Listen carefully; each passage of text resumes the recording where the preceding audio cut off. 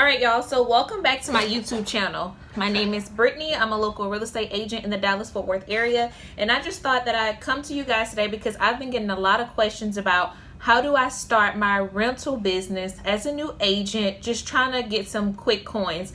And maybe I wasn't real specific in my last video, so I thought, hey, I'll sit down, take a quick 5 minutes, and walk you guys through it somewhat step by step. So here's how you start.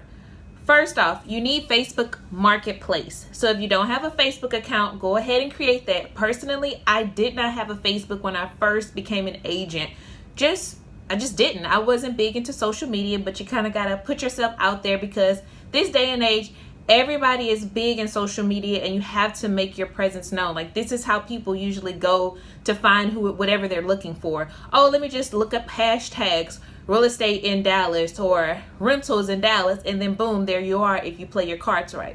So first things first, get a Facebook. Second thing, Facebook will not allow you to have Marketplace unless they see that you're kind of active and interactive with your followers. So you can't be a spam account operating in Facebook Marketplace. So my suggestion would be create the page, gather your friends up, get some friends, participate in groups, comment, like, let them know that you're a real person. It usually takes about 6 to 8 weeks. I know from personal experience, it took me about 8 weeks to get Marketplace approval. Again, I'm no expert in this, so don't have Facebook beating down my door soliciting, advice. But this is what worked for me in my business.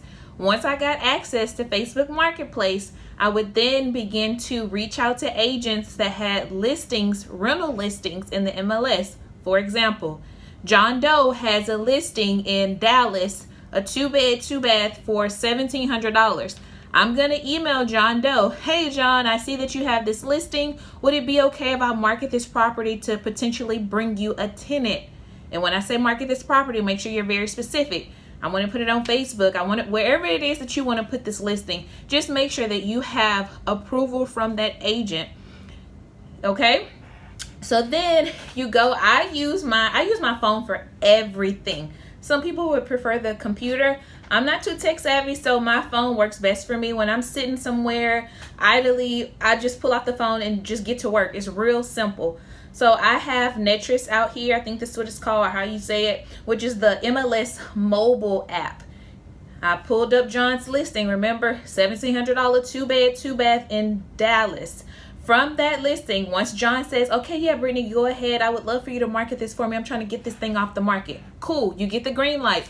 Do this to multiple people at one time. Don't sit around waiting for John, because just guess what?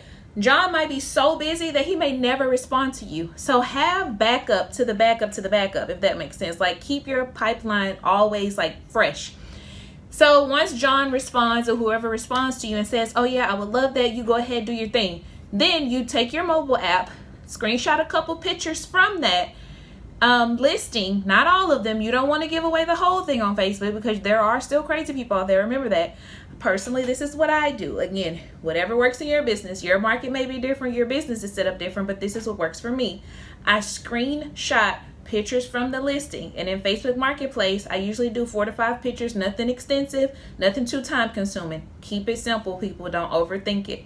Screenshot those pictures, upload them, then there's your description. What type of property, how many bedrooms, bathrooms, the title of the listing. I don't put no extravagant, long, drawn out title. I used to put descriptions, like really going in, this is a beautifully well-maintained townhome located, Nobody's reading the descriptions. Personal experience, again, feel free to do what works for your business. You can go all out and do the most. Whatever you're willing to commit to, do it big. So I put all this information, and it's literally, y'all, just clicks. 3, 2, square footage. Like, posting one listing takes less than 60 seconds.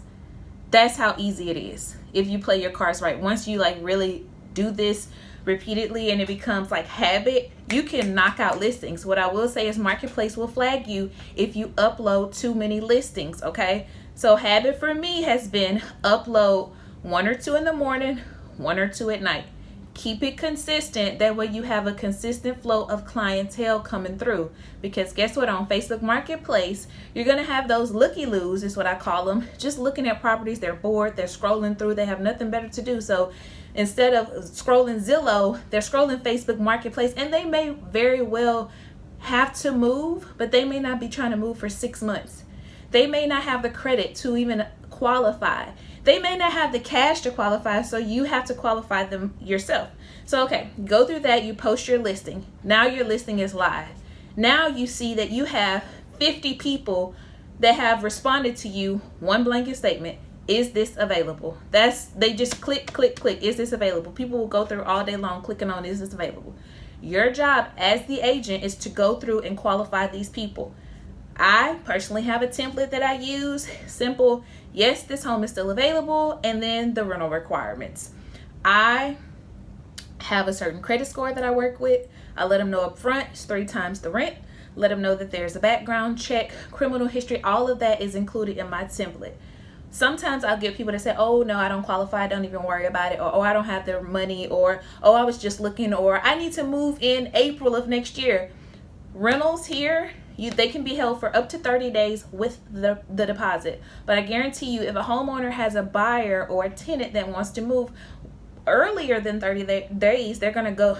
If a homeowner has a buyer that wants to move prior to 30 days, I guarantee you they're going to go with the person that needs to move quicker. Because guess what? That's putting money into their pocket. So just be mindful of that when you're trying to work with people that have to move 2 months out, 3 months out. You can still get their information, but I would put it into my CRM or save them for later and start actively searching for them when they're about 30 to 45 days out from their move date, just to kind of keep yourself busy and to make sure that you're actually managing your time appropriately, because there's nothing worse in this business than wasting time. Time is the one precious commodity we cannot get back, so be mindful of it, okay? All right, so you have all these people responding to you. You're responding to them. Can I see it? What about this? And does it have a fenced yard? Can I allow pets? And you're thinking to yourself, all of this is in my description. Why won't they just read the description? Personally, if someone asks me questions that's listed in my description, I rarely respond, or if I do respond, it's a simple see description. Because if you're not willing to read the description, something so simple for a home that you want so bad, I'm not going to waste my time trying to tell you everything about this home. Call me heartless, call me whatever you want. I like, it really doesn't matter at this point. Like, you have to weed these people out. There are millions of people on Facebook, and you will get thousands of people in your inbox asking you about a house. Please, please, please be mindful and try to be smart about the way you move. Be careful, of course, too. So yeah, that is how I do it. Sometimes I will also, just throwing this out there, instead of taking one person, because you're going to get multiple people that want to view a property, take 4, take 5. Host an open house for a rental property if that works for you, just to make sure that you're actually closing the deal. Because who wants to go out to a home, you get honed in on one person or one couple, and they take you to 10 different places, and guess what they say? Oh, I didn't find anything. Or they find the smallest thing to complain about. When people are so nitpicky like that, in my mind, they're not serious, and I kind of do away with them. But if you take 5 people to one listing, that's like gold.